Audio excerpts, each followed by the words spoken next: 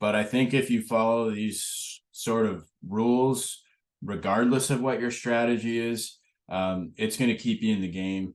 Which, if you're trying to learn to trade, is it's like 90% of the battle is just hanging around long enough where you get enough screen time, enough experience, where you can trust your strategy and implement it through time. I think no matter what somebody's strategy is, I think these are all applicable. I'm approaching it more from a swing trading perspective. But if you're a day trader or whatever, where I say a 3 to 5% loss, I don't know if you want to be taking 3 to 5% stops as a day trader, but, just format it to whatever your approach or strategy is. So put risk first. So, I say never give a stop more than a 3 to 5% stop loss. I think there's other people that may give names a little bit more room than that.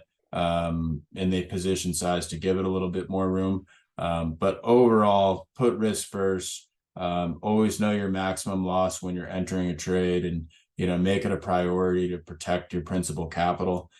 So I was actually talking to somebody yesterday sort of about ways to manage risk, and I sort of view it as there's a couple ways to manage your risk.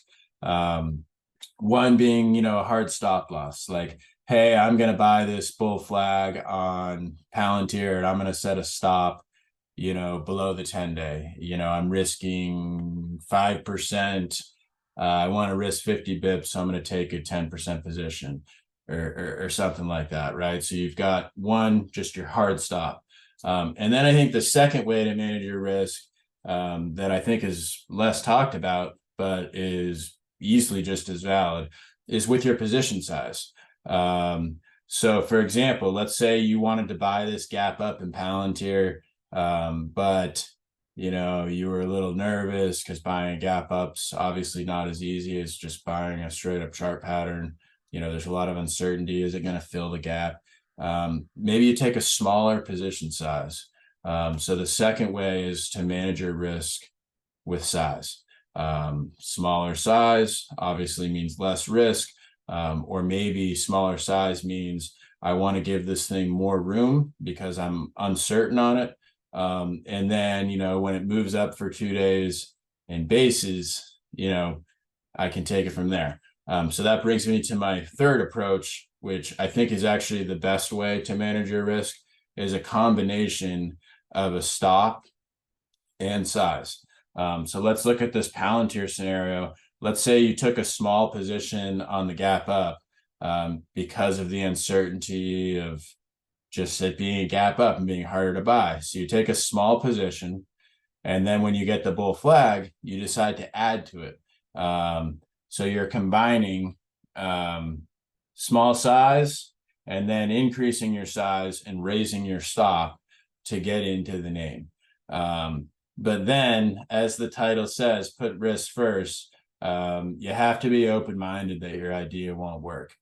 So me personally, I really thought Palantir was going to be one of the better names coming into this cycle. I had a big position in this thing, basically coming out of the earnings and then the bull flag and how we held that earnings high volume close. I was definitely a believer for sure. And then up here, we had what I call a 3-bar break, or, bearish engulfing bar, where we sold off on big volume. And I actually got out of this thing, and I got back in it here just because of everything I said. I believed it, even though I kind of knew the 3-bar break was not a good look. And then when we sold off here, I basically removed this stock from my list. So literally, this is a name that was one of my biggest positions that I couldn't have been higher on. And in the end, I think it could certainly hold this 50-day area potentially. But it's just not really a stock I'm focused on, even if it does, because of, this distribution we've seen here and the fact that other names have moved higher in this time period. So put risk first. Those are kind of the ways I see to manage your risk. One, just with a hard stop. 2, via adjusting your position size. Or 3, combining those two approaches. And then lastly is, no matter how bullish you are on a name, how great it looks, how good the story is, how good the price volume action is, understand that it can all change, and you don't want to be the guy caught holding the bag. You know, if this thing, who knows, maybe this fills this gap here. I have no idea. But you got to take your stops when things don't work out. No questions asked. So the first thing is to put risk first when you're trading.